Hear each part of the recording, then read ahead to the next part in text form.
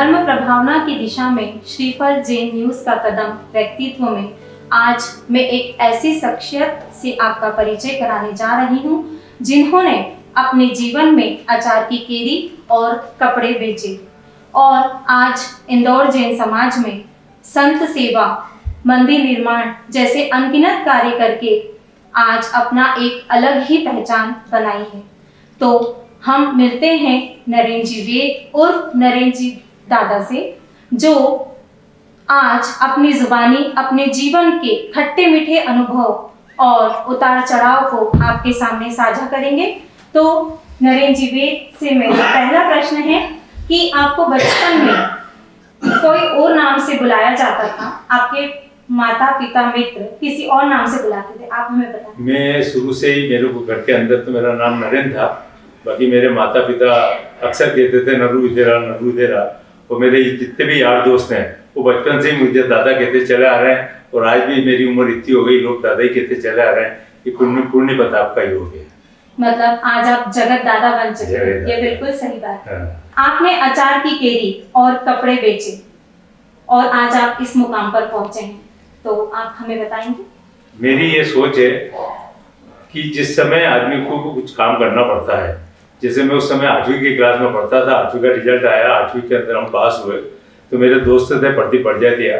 तो मैंने उससे बोला यार जिंदगी के अंदर कुछ करना है तो पढ़ाई तो छोड़ो, पर कुछ धंधा करो। तो धंधा करे तो हम सीधा अचार मुरब्बे वाले के यहाँ पूछे, क्योंकि वो हमारा दोस्त था। तो उसने बोला हम 8 आने रोज देंगे आपको और दोपहर में सेव परमल का नाश्ता भी कराएंगे। तो मैंने कहा बढ़िया है, फिर सीखेंगे, काम सीखेंगे। तो हमने 8 आने रोज में आराम से केरी काटी वहाँ पे, और केरी काटने के बाद दोपहर में नाश्ता मिलता था, हमारा काम चलता रहा। केरी काटते काटते एक बार मेरा अंगूठा कट गया, तो मैंने कहा यार इसके बजाय तो अपन कोई दूसरा काम करें। तो हमने फिर वो अचार मुरब्बे वाले का काम छोड़ दिया और फिर जो कपड़े का बिजनेस करा। तो एक कपड़ा मार्केट के अंदर एक लाट आया था, तो वो लाट हमने लिया 4.5 रुपए के अंदर पूरा। फिर हमने एक ठेला लगाया। ठेला लगाने के अंदर हम हाट बाजार, उस समय 30 बार को हाट बाजार बढ़ता था, तो हाट बाजार में निकल कर माल बेचने के लिए। तो माल बेचने लगे तो हम शुरू से धर्म के प्रति बहुत भावना रखते थे। क्षेत्रपाल बाबा के हम भगत थे, तो उनकी कसम खा ली कि जब तक हमारा शरीर नहीं बिकेगा, जब तक हम उसमें पानी भी नहीं पिएंगे। 4:30 बजने को आगे हमारा एक भी शर्ट नहीं बिका। मैंने कहा यार अपन तो भूख के हमारे पड़ती भूखे लग रहे हैं। तो उसने बोला कोई गिराक आया तो कम ज्यादा में बेच दो। तो इतने में एक गिराक आया, हमने कहा 3.5 रुपए। तो उसने 3.5 रुपए में शर्ट लिया। तो सबसे पहले हमारी पेट पूजा करी और फिर हमारी गाड़ी आगे बढ़ी। मतलब आपने अपना जो काम शुरू किया वो एक उससे किया कि हाँ मुझे ऐसा करना ही है, और आपने वो करके दिखाया। बहुत ही बढ़िया। अगला प्रश्न मेरा आपसे ये है कि मंदिर को पूरा बनाने के लिए आपने अपनी दुकान भी बेची, यह पूरा किस्सा क्या था? ये तो कुछ योग की बात थी कि मंदिर के लिए आचार्य दर्शन सागर जी महाराज ने जगह मांगी। तो जगह मांगने के बाद में मैंने उनसे बोला, मैंने कि महाराज जी जगह तो मैं दे दूंगा, बाकी आप बनाओगे क्या? तो बोले भाई मंदिर बनाएंगे। मैंने कौन सा मंदिर बनाओगे? बोले नवग्रह जिनालय। मैंने कहा ठीक है गुरुदेव, नवग्रह जिनालय में हमने जमीन दे दी। अब जमीन देने के बाद में भूमि पूजन भी हो गया, जमीन भी हो गई, अब मंदिर का काम रह गया अधूरा। अब अधूरा रहने के बाद में लोग बात करने लगे कि बोले ये खंडर रहेगा। वो बात मेरे दिल के अंदर छुप गई। तो मैंने जब मेरे घर पे बात करी तो मेरी मिसेस शकुंतला वेद ने बोला, मेरे भाई ने बोला, पिताजी ने बोला, माताजी ने बोला तू टेंशन मत पाल, तेरे पास कोई चीज हो तो तू बेच दे। तो मेरी दुकान 2 थी, तो मैंने एक दुकान 18 लाख में बेच दी और उस समय 18 लाख के अंदर मंदिर की छत सहित मंदिर बनके तैयार हो गया, जो आप लोग देख रहे हो सबके साथ। और आज यही मंदिर एक भव्य रूप ले चुका है और यहाँ पर हम सभी देखते हैं कि ग्रेटर बाबा में आए दिन कुछ नए आयोजन होते रहते हैं। तो ये सब आपका जो दृढ़ निश्चय था कि एक मंदिर, और जो दर्शन सागर जी महाराज ने आपको प्रेरणा दी, उन सभी का ये नतीजा है।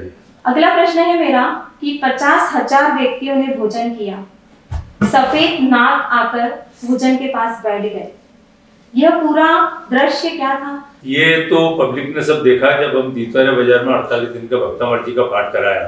उस भक्तामर्जी के पाठ कराने के बाद में 1 फरवरी को जब गजरत के साथ में जुलूस निकले यहाँ पे आए, तो उस गजरत के अंदर 24 ही तीर्थंकर भगवान का भी रथ चल रहे थे, 24 रथ भी थे उसमें। तो जब जुलूस लेके हम यहाँ पर पहुंचे तो 50,000 आदमी कम से कम उस जुलूस में थे और खाने की व्यवस्था भी हमने इतनी कर रखी थी। बाकी कुछ अतिशय होना था। जब भोजन शुरू हुआ तो भोजन शुरू होने के बाद में उस पर सफेद नाग मारा जाके विराजमान हो गए, जो दिया लगा रखा था। क्योंकि अपने यहाँ पे कोई भी समाज में भोग लगता है तो पहले दिया लगाया जाता है। तो उस दिए के पास में सफेद नाग महाराज जाके बैठ गए। वो नाग महाराज जो पब्लिक मुक्ति खाती गई, ढेर बढ़ते गया, वो नाग महाराज चलते थे और मुक्ति का ढेर बढ़ता चला गया। ये एक तरह से बहुत बड़ा अतिशय था। ये मैंने नहीं देखा, जो 25,000 आदमी जो लोग वहाँ पे खड़े हुए थे उन लोगों भी नहीं देखा। और जितने भी नई दुनिया पेपर है, पत्रिका पेपर है, उन पेपर के अंदर खूब छपा क्या बहुत बड़ा अतिशय हुआ, सफेद नाग महाराज वहाँ पे हैं और नाग महाराज चल के जा रहा है, मुक्ति का ढेर बन रहा है। ये एक अतिशय जबरदस्त है, बहुत बड़ा चमत्कार ही हुआ है। बहुत। तो ये कौन से सन की बात? ये 1 फरवरी 1998 को जुलूस आया था। 1 फरवरी 1998 दीपतारे बाजार से गेटर बाबा परिसर में 50,000 आदमी पैदल चल के आ रहे हैं, झूम जमा कैसे आ रहे हैं। हमारे भोपाल जी उस समय बुजुर्ग थे, 80 साल के, बाकी पता ही नहीं पड़ा कि कहाँ इतनी दूर 8 किलोमीटर चल के आ गए। ये सब बाबा का अतिशय है। आपने शिवसेना की इंदौर में शाखा खोली, फिर आपने क्यों हटे इससे? शिवसेना की शाखा में मेरे को शौक क्यों चला, थोड़ा नेतागिरी का शौक चला। जब मैं बाला साहब ठाकरे से मिला तो उन्होंने बाला साहब ठाकरे ने बताया कि 5 आदमी एक शरीर के मिल जाते हैं तो बड़े से बड़ा काम कर सकते हैं। तो हमारे पास भी उस समय 5 आदमी तैनात थे, तो मैंने क्यों नहीं अपन भी शिवसेना ज्वाइन करें। तो शिवसेना ज्वाइन करी तो हमारे 4 दोस्त भी साथ में गए। उसमें हमारे साथ में एक मोहन पालीवाल भी थे, वो उनको मध्य प्रदेश प्रमुख बनाया, मेरे को नगर प्रमुख बनाया। और हमने जब शाखाएं खोली तो ऐसी चल चली कि हमारे साथ 62 शाखाएं हमने इंदौर के अंदर खोली। बाकी उस शाखा के अंदर ये था, रात बिरात शिव सैनिक आते थे तो हमारी मिसेस शकुंतला वेद को पसंद नहीं था, तो उसने 2 चीज रखी, या तो आप मुझे रख लो या शिवसेना को रख लो। तो हमने उसी दिन से शिवसेना त्याग कर दी और हमने परिवार पसंद करा, परिवार को पहले दिया। आज आपको क्या लगता है, राजनीतिक जीवन अच्छा था कि आप जो ये धर्म के राह पर चल पड़े हैं वो जीवन अच्छा है? मैं तो धन्यवाद देता हूँ मेरे माता को, मेरे पिता को, मेरी धर्मपत्नी शकुंतला वेद को, मेरा भाई कमलेश, गिरीश, दोनों बहुओं को, जिन लोगों ने मेरा सपोर्ट करके और जो मैं धर्म की लाइन में आया तो उन लोगों ने तन मन धन से साथ दिया। और आज तन मन धन से साथ दिया तो हमारी गाड़ी यहाँ तक आ गई। मैं परिवार का सबसे ज़्यादा शुक्रिया अदा करता हूँ कि उन्होंने बहुत ज़बरदस्त मेरा साथ दिया और आज मेरी यात्रा बहुत बढ़िया चल रही है और मैं चाहता हूँ कि मेरा जीवन भी इसी यात्रा में निकले।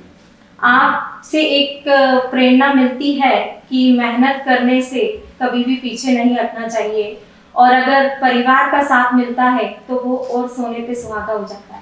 अभी तक मैंने आपसे जो चर्चा की है उसमें मुझे ये सीखने को मिला है और मैं सभी से बोलूंगी कि मेहनत का फल बहुत रंग लाता है। तो आप जैसे देख ही रहे हैं, हमने नरेंद्र दादा से जो अभी तक बात की है उसमें हमें ये पता चला है। अच्छा, मेरा आपसे अगला प्रश्न है कि पहले आपके पास कुछ नहीं था, आज बहुत कुछ है, ये सब कैसे संभव है? ये सबसे बड़ा सबराज की दिगंबर जैन समाज की आत्मा के अंदर माता पिता तो जन्म देते हैं, भगवान के अपन दर्शन करते हैं, बाकी जो सबसे तगड़ा आशीर्वाद मिलता है वो मुनि राजों का मिलता है।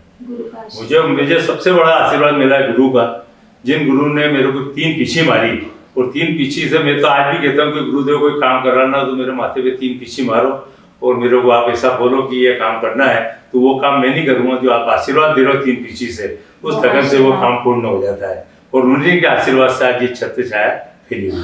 आपने नवग्रह मंदिर का निर्माण करवाया, उसके बाद आपके भाव, विचार, सुख और धन में क्या परिवर्तन आया? वो सब आप सामने देख रहे हो कि क्या आया क्या नहीं आया। कि एक आदमी जो केरी बेचता है, एक आदमी जो ठेला चढ़ाता है, फिर बच्चों के ब्याह करता है। हमारे 3 भाई की जॉइंट फैमिली, 3 भाई के अंदर हम 5 बच्चे, 3 भाई के मिला के हम 5 बच्चे का ब्याह करना, ये सब देन है। तो नवग्रह जिनालय की भी देन समझो इसके अंदर, क्योंकि जिस समय ब्याह शादी शुरू हुई थी उसके पहले नवग्रह मंदिर बनके तैयार हो गया था, उसके बाद ही हमारे सब कुछ ब्याह शादी हुए हैं और आज भगवान ने इतनी सुनी है कि आज हम यहाँ तक आ गए हैं। इसके अंदर हो सकता है कि मेरे परिवार के अंदर भी कोई ऐसा पैदा हुआ है जिसके तकदीर से भी ये गाड़ी आगे बढ़ गई। जीवन के कुछ ऐसे किस्से भी बताएं जो युवा समाज, परिवार को मार्गदर्शन के साथ मेहनत और धर्म से जोड़ने की प्रेरणा दे। आदमी यदि सोच ले कि मेरे को मेहनत करना है तो सबसे पहले तो घर से यदि निकले, माँ बाप को प्रणाम करके यदि निकलेगा तो उसके बाद में उसका कोई काम रुकेगा नहीं, कोई भी काम करना। और मैं कहता हूँ कि हर आदमी को आगे बढ़ने के लिए बिल्कुल स्वच्छ मन से, बिल्कुल किसी का कोई लेना देना नहीं, अपनी ताकत से काम करे और आगे बढ़ते चले जाए, उसको कभी नहीं आएगी। बस उसको ये प्रेरणा नहीं लेना चाहिए कि मेरे को किसी का 2 पैसा खाना है। यदि वो आदमी सोच के काम करेगा तो आदमी आज जिस मुकाम पे नरेंद्र पहुंचा है उस मुकाम पे वो भी पहुंचेगा। दिगंबर साधु के नजदीक रहने से जीवन में आपको क्या मिला? जीवन बदल दिया, जीवन ही बदल दिया गुरुदेव ने। कभी सोचा ही नहीं था कि हम ऐसे होंगे। जिस समय हमारी शादी हुई थी उस समय हम रात को 2-2 बजे घर आ रहे हैं, घूम के आ रहे हैं, देख रहे हैं पिक्चर, होटल में जा रहे हैं। जब साधु संत से मिला तो हमने पूरी लाइफ बदल दी। सुबह 10 बजे तक की लाइफ मंदिर में निकल रही है, इसके बाद में साधु संतों के साथ निकल रही है, और उनके आशीर्वाद से धंधे भी अच्छे चल रहे हैं और काम भी पूर्ण हो रहा है। तो मैं तो चाहूंगा कि जितने भी दिगंबर जैन समाज के अंदर जिन ने जन्म लिया है, दिगंबर जो सितंबर हो, सबसे पहले घर से निकले, माँ बाप के दर्शन करें, मंदिर जावे और गुरु के दर्शन करके आगे बढ़े। आज आप खुद ही देख रहे हैं कि हमें नरेंद्र जी वेद से एक प्रेरणा मिल रही है कि साधु का साथ होता है तो जीवन में इतने बदलाव आते हैं। हम जो गलत राह पे चल रहे हैं वो राह भी हमारी सुधरती है, और मेहनत करना, जो अभी हमने इनसे सुना, तो मेहनत करने से भी हमारी जीवन में बहुत अलग अलग रंग आते हैं। तो आपसे हमको ये सब कुछ सीखने को मिल रहा है। इंदौर में समाज में ऐसी क्या गतिविधि चलाने की आवश्यकता है जिससे धर्म और परिवार के संस्कार और संस्कृति सुरक्षित रह सके? धर्म की प्रति के अंदर तो मेरा तो समाज लोगों से ये कहना है कि अपने गुरुओं से मिलना चाहिए। गुरुओं से मिलने के बाद ही बोलना चाहिए कि गुरु जितने मंदिर अपने बन गए हैं वो मंदिर तो अपन संभाल ही रहे हैं। अब इसके बाद में यदि धार्मिक कार्य में अपन आगे बढ़े, जैसे सबसे पहले शिक्षा का काम है, अस्पतालों का काम है, अब ये मंदिर के काम तो अपने चलते रहेंगे। इसके अंदर यदि ध्यान रहेगा और समाज एकजुट हो जाए, पहली बात तो समाज के अंदर एक संघ होना चाहिए, एक अध्यक्ष होना चाहिए जो पूरा मन से काम करे और समाज उसका पूरा सपोर्ट करे। तो सबको एक साथ मिलकर काम करना चाहिए। आज की तारीख के अंदर दिगंबर जैन समाज के अंदर कम से कम 80 से 90 हजार की जनसंख्या है। वो 80 से 90 हजार एक हो जाए और उनका यदि एक सांसद चुन के आ जाए तो कितना बड़ा काम कर सकता है, कितने बच्चों को नौकरी लगा सकता है, कितनों को धार्मिक शिक्षाएं दिला सकता है। ये काम सब हो सकते हैं जब सब अपन एकजुट होकर चले। एकता में शक्ति होती है, ये आपसे अभी हमें सीखने को मिला कि वाकई में हमें समाज में एकजुट होकर काम करना चाहिए ताकि हम समाज को बहुत आगे ले जा सके। आपकी पत्नी और परिवार का सहयोग कितना रहता है धर्म और व्यापार में? 100%। सुबह 6 बजे उठोगे और रात के यदि 12 बजे सोओगे तो उनका एक एक कण परिवार के प्रति जाता है। चाहे वो पत्नी हो, चाहे छोटे भाई की मिसेस हो, चाहे बच्चे हो। मैं आज इतना सुखी हूँ कि मेरे 5 बच्चों के अंदर 10 बच्चे हैं। जब उस परिवार के अंदर आके इकट्ठे होते हैं तो बड़े ठाट बाट आते हैं और ऐसा लगता है कि संसार के अंदर यदि आदमी को जीवन काटना है तो सम्मुख एक साथ सपोर्ट करना चाहिए, किसी को अलग की भावना रखना नहीं चाहिए, सबको संग बना के एक साथ रहना चाहिए। अगर परिवार संयुक्त होता है, संयुक्त परिवार में ही रहना चाहिए। जी बिल्कुल बिल्कुल। संयुक्त परिवार की कोई जोड़ ही नहीं है। हाँ। संयुक्त परिवार का देखा जी, आपको सबसे बढ़िया बताऊं फायदा क्या है। संयुक्त परिवार में सबसे बड़ा फायदा ये है कि यदि बच्चों को बाहर जाना है तो बच्चे वो छोड़ के चले जाते हैं कि संभालना दादा दादी बच्चों को संभालना, तो वो बच्चे आराम से घूम के आ सकते हैं। अपन को जाना है तो घर वो संभाल सकते हैं। घर में ताला लगाने की जरूरत ही नहीं पड़ती है यदि संयुक्त परिवार है। ये मेरी सोच है। जी बिल्कुल बिल्कुल। आपको जैन समाज में जैन शासन के देवता क्षेत्रपाल देवता का इष्ट है, क्या ये सही बात है? ये तो क्या हुआ था, पंचकल्याण हुआ था यहाँ पे। तो पंचकल्याण के दिन पे क्या हुआ था कि जब आखिरी दिन चल रहा था तो उस समय ऐसा लगा था कि दर्शन सागर जी महाराज कोई चीज भूल गए। तो उस समय मेरे को भी ऐसे ध्यान नहीं है, बाकी मेरे पास में मेरी मिसेज बैठी हुई थी तो बोलने लगे आप क्या कर रहे हो? मेरे को कुछ मालूम नहीं, बाकी वो लड्डू भी खिलाए जा रहे हैं, नुक्ते भी खिलाए जा रहे हैं, मैं खाते जा रही हूँ। क्योंकि उस समय कुछ बाबा ऐसे कोई डील में आए जो उन्होंने बोला मेरे को भूल गए। तो फिर दर्शन सागर जी ने भी जाके उनसे कुछ क्षमा याचना करी और उसके बाद में क्या हुआ मेरे को तो पता पड़ा नहीं। बाकी आज बाबा की कृपा से ये कि क्षेत्रपाल तो आपके पास जाके मैं खड़ा होता हूँ, कोई मानता रखते हैं तो बाबा उनकी इच्छा तो पूरी करता है। ये बात तो सही है। हाल ही में परम पूज्य अंतर्मुखी पूज्य सागर जी महाराज के सानिध्य में जो कल्पद्रुम महामंडल विधान हुआ था, तो उसके कुछ पल आप बताएंगे? पूज्य सागर जी महाराज के जब से चरण नवग्रह विद्यालय में पढ़े, गेटर बाबा परिसर में पढ़े, तो परिसर की आभा मंडल ही बदल गई। हमने कभी जिंदगी में नहीं सोचा था कि इतना बड़ा विधान गेटर बाबा परिसर में होगा। ये 2005 के पंचकल्याण के बाद में इतना बड़ा काम पहला काम हुआ। पूज्य सागर जी महाराज ने इतनी लगन से यहाँ पे काम करा है कि मैं सोचता हूँ कि कोई दूसरा संत भी आता तो इतनी लगन से काम नहीं करता जितनी लगन से पूज्य सागर जी महाराज ने काम करा है। मेरा तो मन ये है कि अभी कुछ दिनों से आचार्य दर्शन सागर जी महाराज की तबीयत खराब है। बाकी मुझे तो मेरे को ऐसा लगता है, मेरे को क्या, मेरे परिवार वालों को, मेरे गेटरवाड़ा परिसर के अंदर जितने रहते हैं उससे, कि हमें दूसरे रूप में दर्शन सागर जी महाराज प्राप्त हो गए। इनकी भावना कभी ऐसी लगती है कि जो जो बोलते हैं, जो जो वो करते चले आ रहे थे हमारे साथ में, वो बिल्कुल उसका सपोर्ट करते हैं। और मैं पूज्य सागर जी महाराज के बारे में क्या बताऊं आपको, कि हमने कभी जिंदगी में नहीं सोचा था कि इस विधान के अंदर हमको 25-25 चक्कर लगाना पड़ेगा भंडार को। बाकी रात में पूज्य सागर जी महाराज भी हमारे साथ में चले। और रेखा जी, आपको मैं क्या बताऊं कि यह अद्भुत कार्यक्रम हुआ। और सबसे पहली बात तो मैं बता दूं कि हम एक छोटा कार्यक्रम करने जा रहे थे, बाकी हमको पूज्य सागर जी महाराज ने कह दिया था पानी आएगा 2 बार, आप देख लो कि इसके अंदर समुद्र गीला नहीं होना चाहिए। तो हमने उस प्रोग्राम को यहाँ से बगीचे से हटा के फिर डोम पे लाए। और वाकई में यही हुआ कि जब हमारा प्रोग्राम शुरू हुआ, जब पानी आया और जब प्रोग्राम एंड आया, जब पानी आया, मैं पूज्य सागर जी महाराज को प्रणाम करता हूँ। पूज्य सागर जी महाराज, आपने आज की सभा मंडल में पूरा का पूरा समुद्र गीला होने से बचा लिया और क्या पब्लिक को आशीर्वाद दिया। पूरा इंदौर आपका साक्षी है। जय पूज्य सागर जी मतलब महाराज जी को पहले ही अंदेशा हो गया था कि ऐसा कुछ हो सकता है, दो बार वो वाकई में होकर रहा। आपसे मिलकर हमें बहुत ही अच्छा लगा और एक नई युवा पीढ़ी को आपसे बहुत कुछ सीखने को मिलेगा कि जीवन में मेहनत करो, आगे बढ़ो। और दूसरा एक ये चीज कि आजकल बच्चे छोटी छोटी सी चीजों से फ्रस्ट्रेट होकर आत्महत्या कर लेते हैं।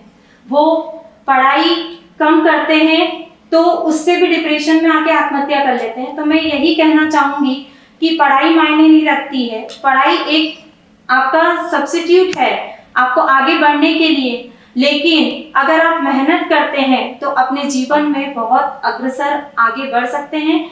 जो आप अभी आपने सुना है नरेंद्र जी वेद के मुंह से कि मेहनत कितना रंग लाती है, और आज वो अचार की केरी और कपड़े बेचकर इस मुकाम पर पहुंचे हैं, तो ये उनकी मेहनत का ही नतीजा है। अब आखिरी में आपसे मैं यही बोलना चाहूंगी कि आज आप जो नई युवा पीढ़ी है और जो समाज है उसको क्या संदेश देना चाहते हैं? मेरा तो उनको एक ही निवेदन है, एक ही कहना है कि जिस धर्म की आमनस में आप पैदा हुए उस धर्म के हिसाब से आप चलो। सबसे पहले कि धर्म की भावना के हिसाब से यदि सुबह मंदिर के दर्शन करने जाना है, मंदिर के दर्शन करने आओ। फिर आने के बाद में पूरा प्रोग्राम जिस हिसाब से आप चेकआउट करते हो उस हिसाब से चेकआउट करो। बाकी जैन धर्म के हिसाब से यदि आप आगे बढ़ोगे तो बढ़ते चले जाओगे। मेरा सबको एक ही कहना है कि जो भी काम करो तन से, मन से, धन से करो, बाकी मन को साफ रख के करो। ये मेरा संदेश है। बहुत बहुत ही बढ़िया।